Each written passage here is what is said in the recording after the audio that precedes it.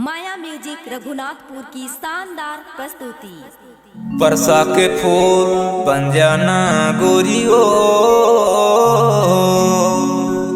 तोर भौरा बन के रानी मैं आ जाऊं। तोर भौरा बन के गोरी मैं आ जाऊं।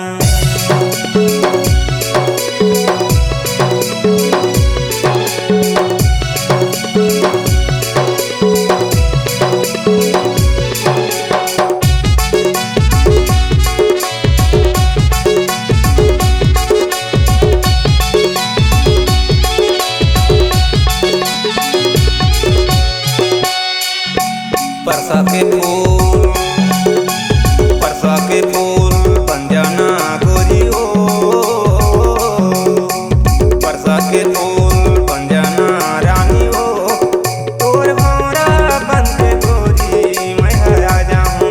तोर भौरा बन के रानी मैं आ जाऊं। परसा के फूल, परसा के फूल बन जाऊं राजा का। परसा के फूल बन जाऊं राजा ना, मोर भौरा बन के बहिहा तै आ जाबे। मोर भौरा बन के राजा तै आ जाबे।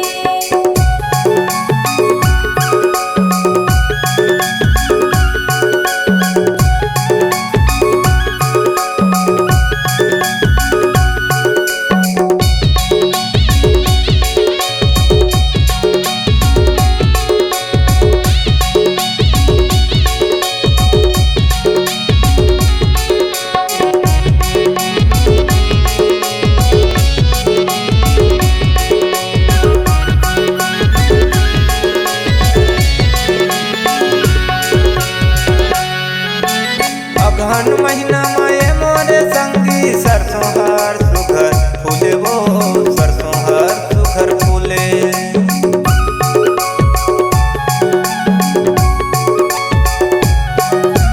पियर पियर सुघर रुख मुगले देखे बारी माँ ओहा फूलेगा, बारी माँ ये फूले। मोर मन के फूल,